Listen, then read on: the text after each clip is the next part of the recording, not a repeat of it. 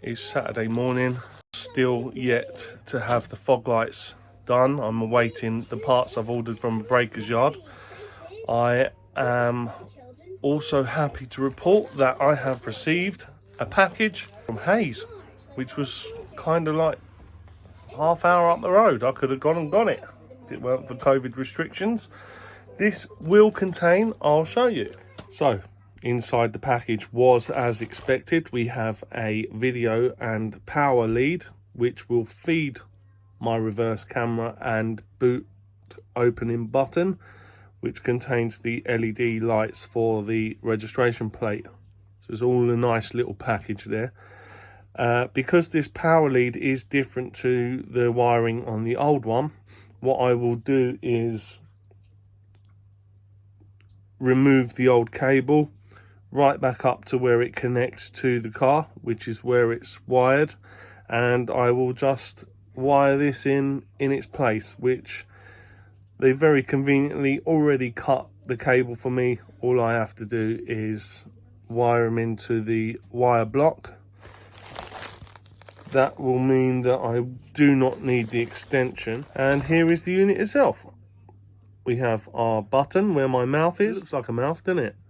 The camera is here, and one of these this side and the other side, which is here quite clearly. You have to be a right melt not to know what they are. They are, of course, the LED lights for the registration plate. I would like to know how bright they're going to be, but I won't see that until it gets dark.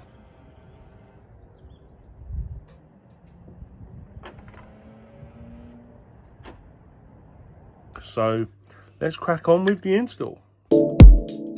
Just to show you how easy this is my second test for coronavirus.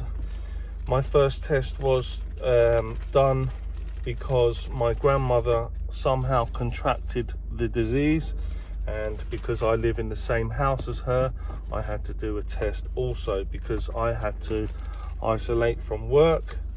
Subsequently, I did suffer some symptoms, so what we have in the bag is a tube full of liquid, 2 plastic bags, one of which contains a pad and a swab, and the instructions. But it's so easy, I'm not going to go through the instructions, but you do need to keep your card as it contains your ID number for the test. So first off, the rather shitty bit is to blow your nose and clear your throat of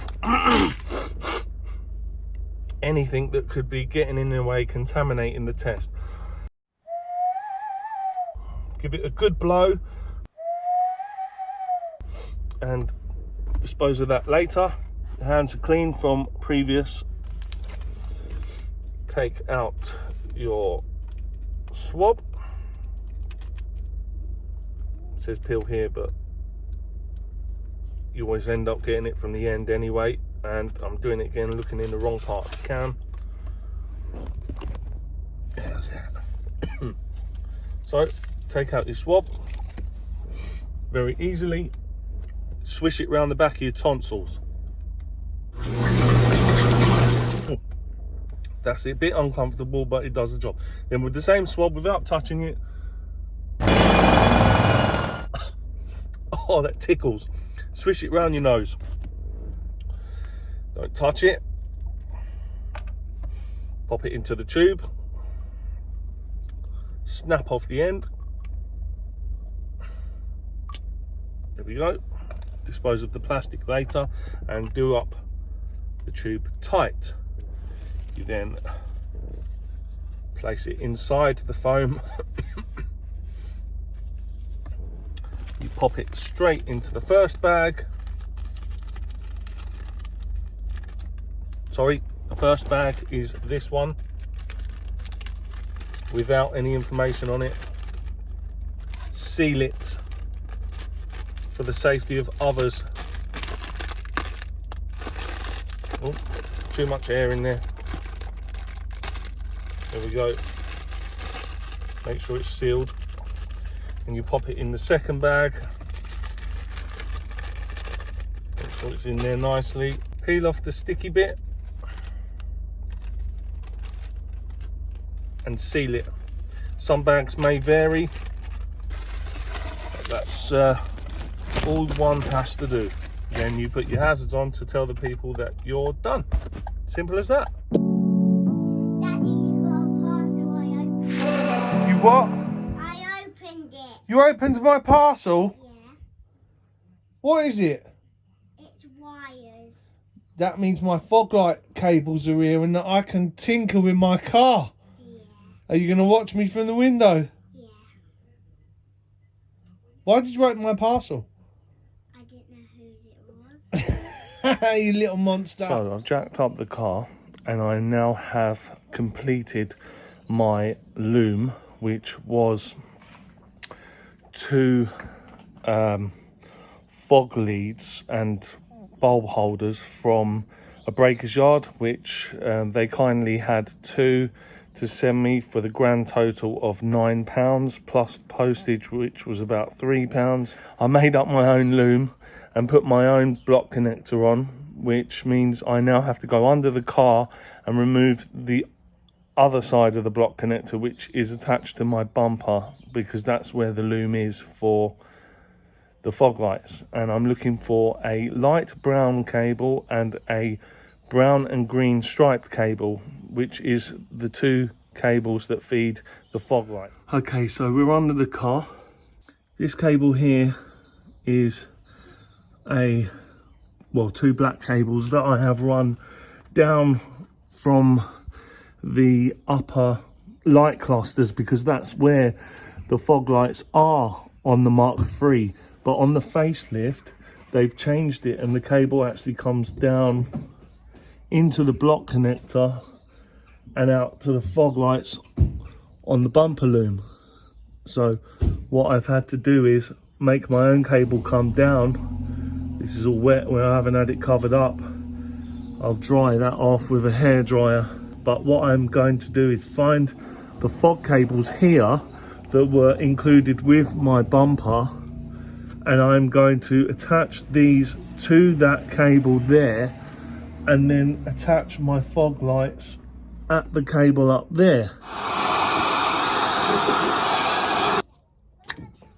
Because I'm using 2 back cables for the dropped cable, I have put a knot at the end so that I know which one's the earth or return current. So what I will do now is I will tape that up with some black tape, because that's all I have available. I'll tape it up here just so that I know what one it is when I splice the 2 cables. So I know I said to you that it was a brown cable and a brown and green cable. I am of course mistaken, because that was the colours on the old fog lights that were in the tail clusters. On the bumper of the 3.5 facelift, on this bumper, which was from a 2015 car, they are purple for the return feed and green and orange for the power feed. So I'm going to go ahead and chop them off here at the plug, because they're not needed at the plug, and I'm going to connect them to my black cables. If I do it with as much cable as possible, I will be able to account for any mistakes. Now they're not needed on this block anymore, so I'll just trim them off as best I can, because there's no point in removing the whole package of cables just to remove 2 little bits of wires that are not needed. So I can always, I mean, I might be able to force them out, but as I say, it just leaves a bit of cable, and there's no point in fussing with that, I can always just wrap it up, but there's no power going into it, it's just dead cable, so I can leave them there. They're not actually causing me any problems. I'm taking away just a little bit of this fraud dealership tape that was already installed at manufacturing, just to give me that little bit of more room to work with those two cables. I'm not actually pulling the cables out of the pre-existing cable piping. I've just taken a little bit of that tape off that's just in my way, and then once I've finished I can put some fresh stuff on to protect the cables. You only need to do this on one side of the car. You only need one feed. Originally there would have been a loom this side and a loom that side for the Mark III fog lights, because he had one either side in each cluster, but because there's only one and it comes down from here on the facelift, I've followed that same setup by bringing it down from just one of the lights and piggybacking it across the bumper to the second light. So I use my crimp tool, which contains a wire stripping end on it. Use the smallest setting because the cables are quite small. Pull some cable off like that. Very easy. So roughly, give it a rough estimate of how long it should be. I reckon it should be about there. And if you remember, I put some tape on it just here so that I know which cable it's supposed to be. I wish I had a great big workshop with a great big car lift on it so that I could get under there without getting a crooked neck. So I'll do the same with those. I will trim the ends off of the cable like so.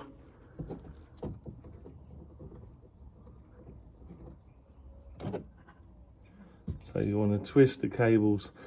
What I will do is I will get my 2-pin plug and attach it to these cables. For this little job, we're going to need 2 male pin connectors and 2 female connectors, which the males go into. The 4 rubber yellow bungs, which go to either side to prevent water seeping into the cable. We want a female connector and a male connector. Now I know the plastic is male to female, but inside the pins are male to female. It goes the opposite way around. But that's easy to work out once you try and put them all together. I've decided to put the male connector on the cables that go onto or plug into the car, because generally that's how things are usually done. This here, this Ford one, is a male connector with a great big plastic shroud for protection, but inside it's a male connector, and again it's got female connectors inside it, which is a little confusing but easy to work out when you can see what they all are. So to do that, I'm going to grab my female connectors, and if this cable if this will stay out of my way for a moment, I may have to just wrap that up with tape just to there we go, a cable tie, just to hold it out of my way, give me room to work my magic. As you can see, I'm still coughing. It's been a week since I've had. That's going to be funny, isn't it, in the video? It's been a week since I got my all clear for my COVID, but the cough lingers. I am not contagious, so if you're buying my parts off of me, which are on Facebook Marketplace at the moment, a tailgate, a bumper and rear tail lights with the bumper mount If you're buying them off of me, don't worry about catching COVID because it's not possible. I am all clear and I'm back at work now. So let's just get that out of my way. I don't want to slap myself in the face again with that. Okay, so that can go in the bin. Now I've got room to work on these cables. So what I'm going to do is I'm going to put the male connector on this side, which means I have to put the female pins onto the cables. Oops, nearly forgot that all important part, the little rubber bungs. This is to stop any water getting into the system. We have a vehicle pulling up there, don't know what that is. Don't suppose it's me. We've got our yellow bungs on the cables. Now we have to put our pins in place. And to do so, you just slide the cable through the hole till it goes inside the end of the pin, just a little bit like that. It's hard for you to see from here, it's so far away. I can zoom in on it in a moment. What I will do is I'll show you now actually. It will be easier to do that now. As you can see, the green cable is just inside, and where the top of the wire ends, that's where I will be crimping against the wire, and then the rubber bung will push forward into the metal and then crimp it there as well. What I like to do with these type of crimps is to get it in the middle and give it a big squeeze. It's difficult while it's hanging from the car, but a bit of patience and a bit of care, and we'll see you do the job nicely.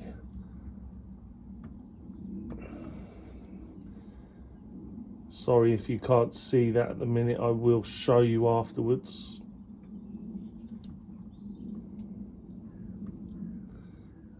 I've never done it at this angle before, it's very odd.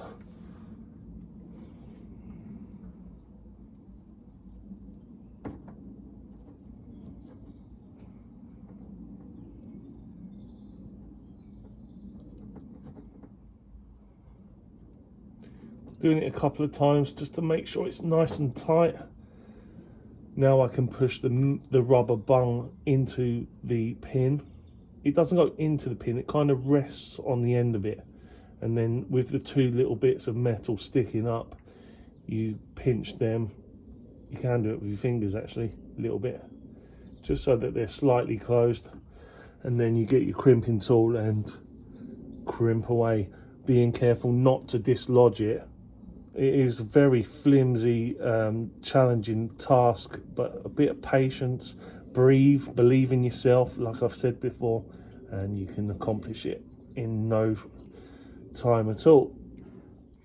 As you can see there, I have put the, where is it? Trying to focus at the same time. That's where I've crimped the wire, and that's where I've crimped the rubber bung. I now have to do the same on this one. So using exactly the same procedure, the rubber bung's on. That's handy, you can just put the pin straight on.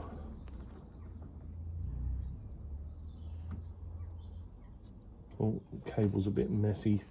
Keep it tidy and it'll go in easy. There we go. Took a minute, but it's in. Tight as you can, Mr. Dan Ansell.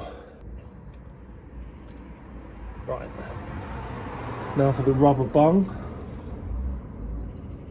if that's what it's called, insulation bung, waterproof connector, I don't know what it's called. I call it bung, I don't know why. Just pinch that together to start me off, and then crimp it.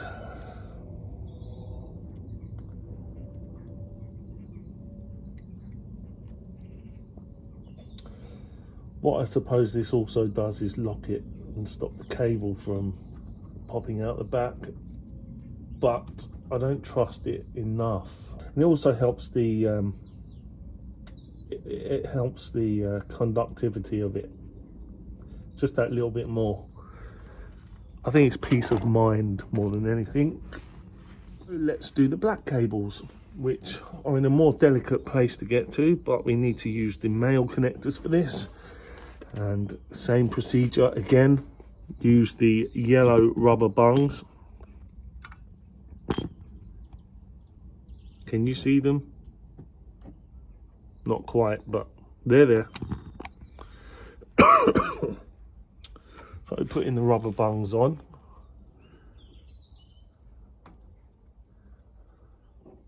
Push that piece of tape further up so that it doesn't get in my way.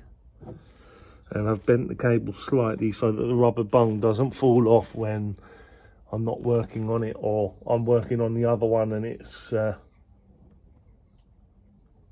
free to drop. I'll work on the black tape one first, so we'll chuck away some rubbish that's in the way and we'll get our pin connectors now. What I should have done is jack the car up higher and give myself loads more room. With this one it's slightly different. You can push the cable in further.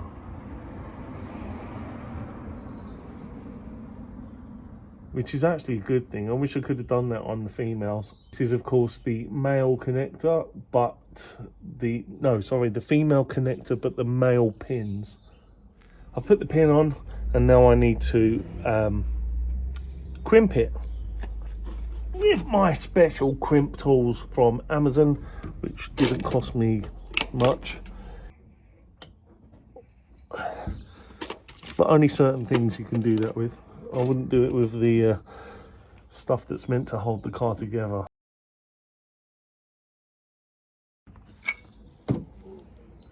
Now the light is shining through the wheel arch and stopping me from seeing what I'm meant to be seeing, but I think I've just about done it. Being careful not to catch my fingers.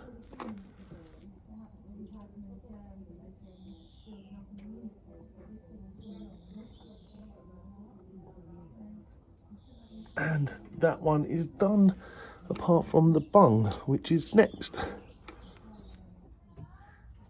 Right, looking at my work, hiding the sun here, you can see that I've done both the male pins, terminals, whatever you want to call them. But what I will now do is slide the female block connector over these male terminals and do the same down here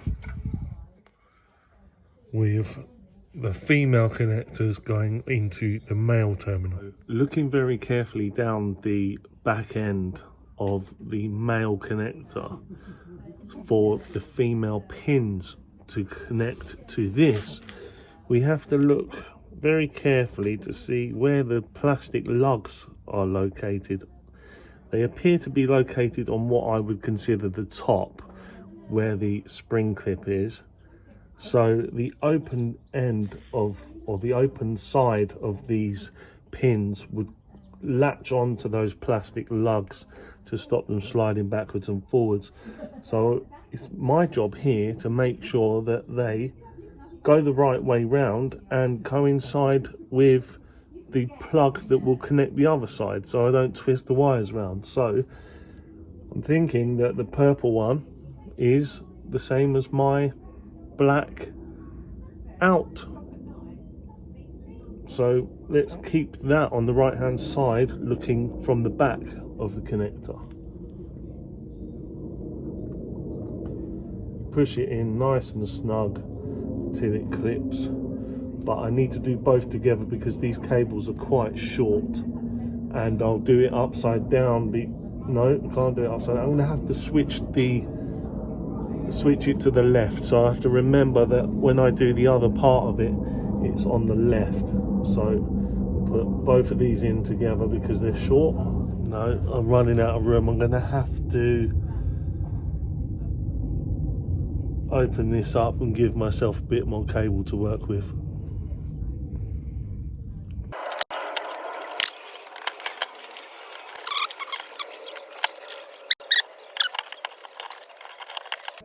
There we go. All this just for a little bit of cable. Unbelievable.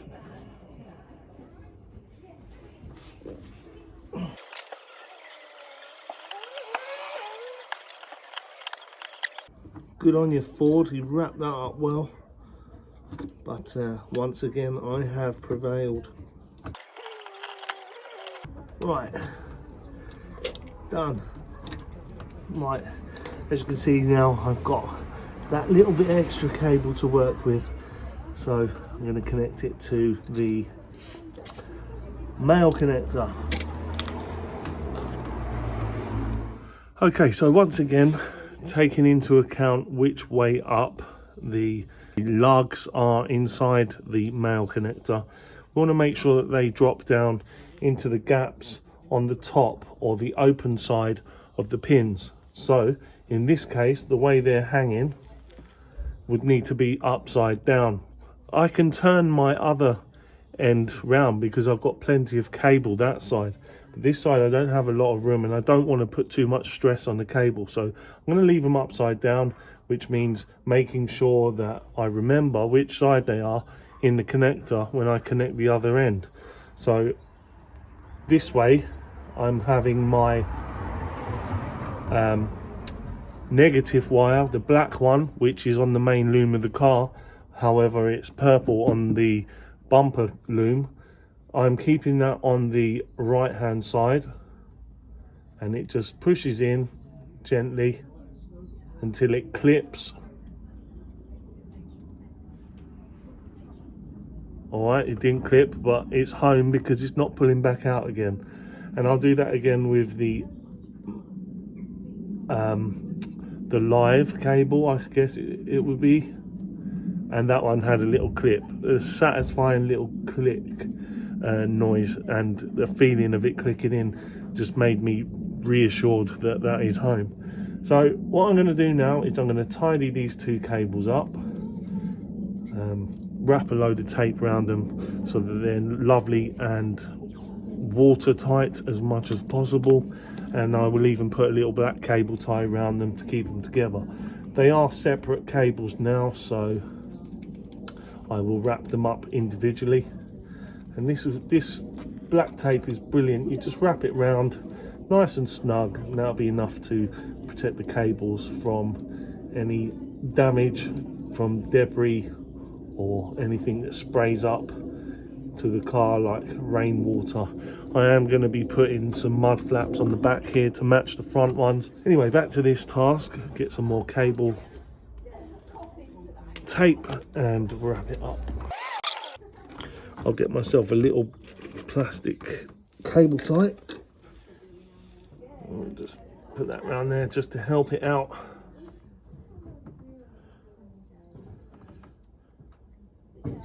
Not too tight though, because I want to be able to unplug both of them separately should I ever need to take the bumper off.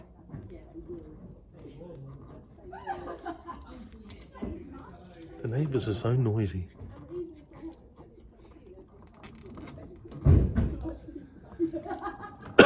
There we go, that should do it. I'll trim the end off. Now the bumper side of thing is done. So here's our new fog light connector, the positive and negative. And this is where they would have originally gone, is the back two pins at the bottom here. But because the car doesn't have that on the loom up there, I've had to take them out of there and make my own connection.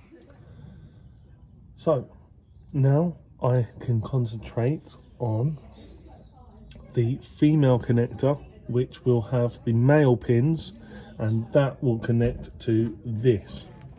So as you can see, I've left enough space for that joint to be made and enough cable so that if there's any plugging or disconnecting, there's space for maneuver without snagging the cables. And there's the one I lost earlier that I was trying to find, and I ended up getting another one out of the packet. Okay, this is what the female plastic shroud looks like on the block connectors that I'm using, and they just clip in like so. Before we do that, we need to connect the pins, and as before, look down the barrel to see which orientation you'll be using. Now is slightly longer, harder to see, but I think that they are on the bottom there, which means the open side of the pins need to locate into those plastic lugs, so they would need to go opening down with the straight bit at the back at the top.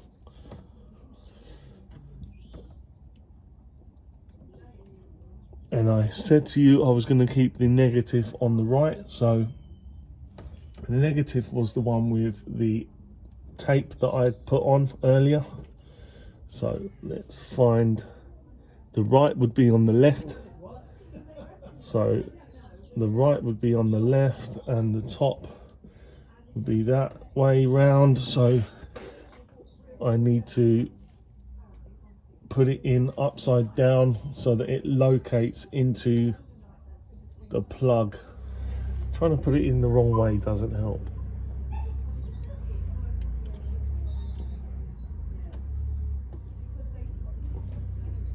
There we go, straight in. Unbelievable, isn't it? Right. And then the other one could just go in next to it in the same fashion. I think it was that way around. There we go. So that's that done. We can now tape up that cable as well. Right. I'm now connecting the main connector of the car.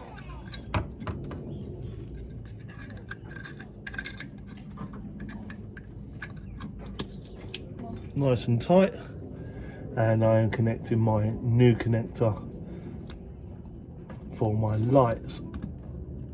There we go. And what I will do,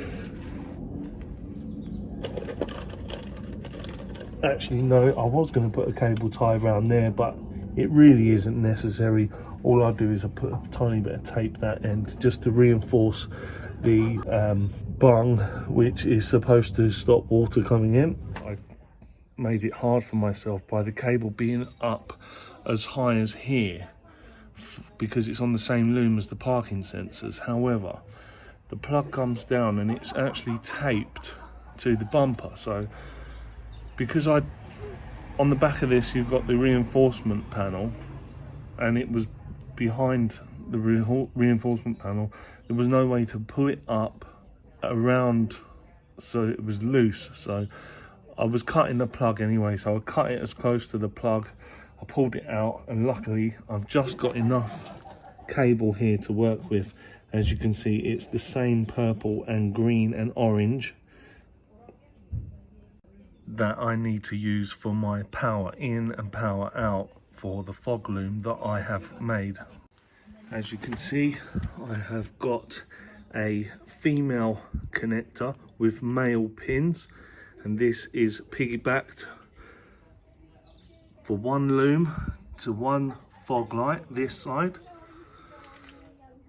and I piggybacked it there so that I could have a secondary light this side, which is a European, so that I can have a fog light both sides. I need to get behind there and clip that back in because that's not in properly.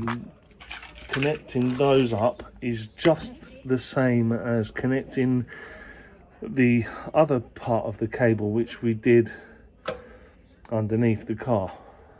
Fortunately, and really thankfully, I'm not under the car, because that was really beginning to hurt my neck. I suggest, if you're going to be doing it, jack it up that little bit extra, and or better, so that you can get right under there without getting a crooked neck.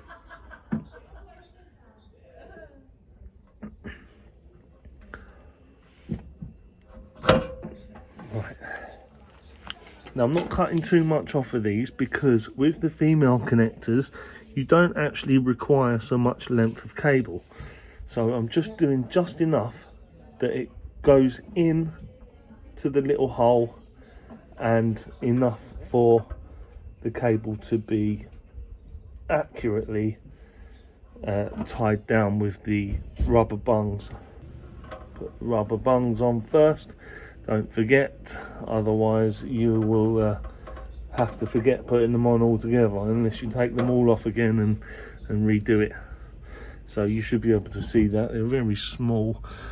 I'm using a little clamp here to hold the cable down so it doesn't flop around while I'm doing the work. That's the first one done. Now the second one, that was easy because I'm not under the car struggling to breathe and get my neck in the right place. As you can see, they are squished down where the cable is and squished down where the bungs are so that they can be snugly placed into the male unit which holds the female pins. Looking at my cable that I have made up, I can see, and I remember rightly, that the power in was on the left, which was into number 2, and the alternate was the other side. So I will continue to do that. You might be able to see down there actually. You have to make sure that the little plastic lugs go into the open side where the cable is going into the pin. It'll be that way round with top at the top, which is good, and the way the cables are orientated, let's just see.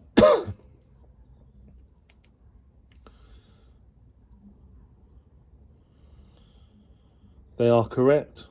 How about that? So I'll just push them in. There is a security retaining clip that goes onto the male part, and that just slides in on top of the pins. And what that does is it locks them, stops them sliding forward when you're unplugging, and the little plastic lugs inside stop it from coming back, so the cables can't come out when you're pushing it in. It's like a two-way locking mechanism. It's very clever. Now I will plug this in. Job done. So testing them out, we have power. And now all I have to do is push them into the bulb holders either side of the car and tidy the cables up.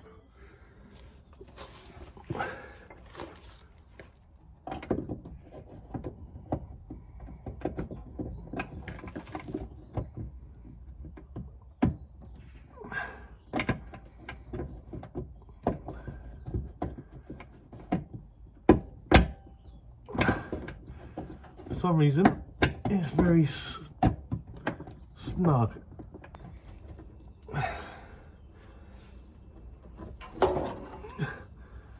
What I need to do actually is feed the cable over the bumper mount and back down so that it's out of the way from harm. They're a pain in the arse to get in and out, and they fucking hurt your hand, but it's done.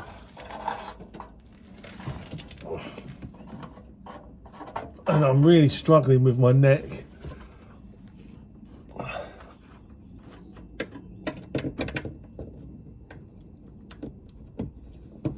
Now these have got 3 little parts that somehow go in, but once you've twisted it round about half a dozen times, it will locate. If there's anywhere where you see a little hole, put a cable tidy through it, use it as a hook. All the cables are tidy from this side to the other side and tidied in the middle where the plug is. Job done. Let's see how they look when they're on.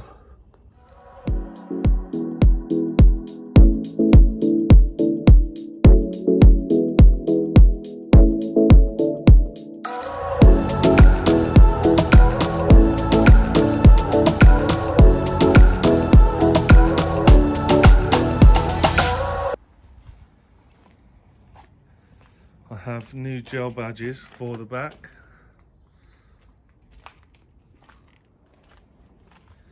I have rear mud flaps to install that will be similar to these front ones.